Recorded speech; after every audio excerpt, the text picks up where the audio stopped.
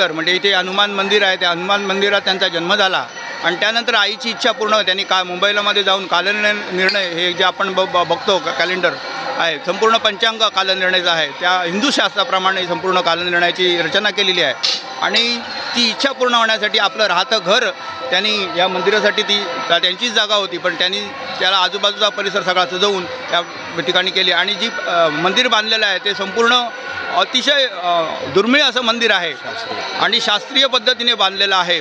त्यात संपूर्ण अष्टविनायकसुद्धा त्या आतमध्ये मंदिरामध्ये आहेत आणि ही जी आपण म्हटलं त्याप्रमाणे सोन्याची जी मूर्ती आहे, ही सोन्याची मूर्ती रचनामागे रुद्धी-सिद्धी जे आपण गणेशाचं वर्णन करतो त्याप्रमाणे त्या रुद्धी-सिद्धीचं या ठिकाणी दर्शन होतं आणि त्याचे सर्वांनाच साक्षात्कार किंवा त्याची जी प्रचिती असते ती सर्वांना अनुभवलेली आहे गेल्या 18 वर्षात। त्यामुळे खरोखरच साळगावकरांना आम्ही धन्यवाद देत आहोत जे त्या ठिकाणी आहेत। आम्ही आमच्या इथे नारळी पौर्णिमेचा उत्सवसुद्धा इथून साजरा करतो। नारळी पौर्णिमेला या गणेश मंदिरातच नारळ ठेवून आम्ही सागराची पूजा करतो, त्यामुळे मच्छीमार बांधवांनासुद्धा त्याचं समाधान असतं। खूप साऱ्या शुभेच्छा आणि खूप खूप धन्यवाद। आपण एक आपलं मनोगत छानपैकी व्यक्त केलात। गणपती बाप्पा मोरया, मंगलमूर्ती मोरया।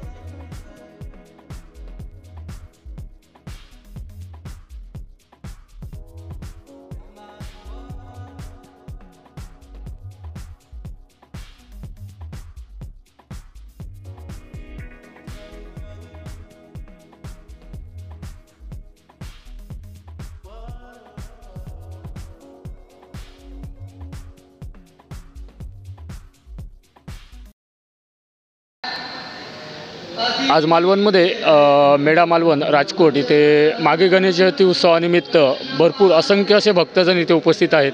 त्याचपैकी सौ श्वेता इनामदार या इथे उपस्थित आहेत, मुंबईवरून आलेले आहेत, काही कामानिमित्त मालवणमध्ये आले आणि अनायसे त्यांना आज या मागे गणेश जयंती उत्सवामध्ये सहभाग घेता आला, तर त्याबद्दल आपण थोडक्यात इथे त्यांचं मत जाणून घेऊया. नमस्कार मॅडम. नमस्कार.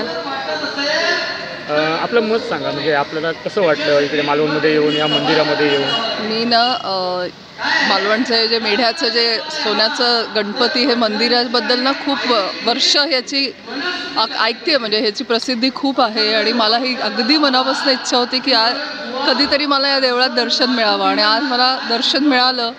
इतकं प्रसन्न वाटतं आणि माघी गणेशोत्सवाच्या दिवशी आपल्याला देवाचं दर्शन, गणपतीचं दर्शन असं मिळणं समोर. 1 मिनिट मी तिथे उभी राहिले, डोळ्यातनं खरं सांगू ना तर डोळ्यात पाणी आलं, म्हणजे इतकं प्रसन्न आणि खरंच प्रचिती येते. सगळ्यांना तुम्हाला माघी गणेशोत्सवाच्या खूप शुभेच्छा आणि गणपती बाप्पा मोरया. धन्यवाद. धन्यवाद मॅडम. गणपती बाप्पा मोरया.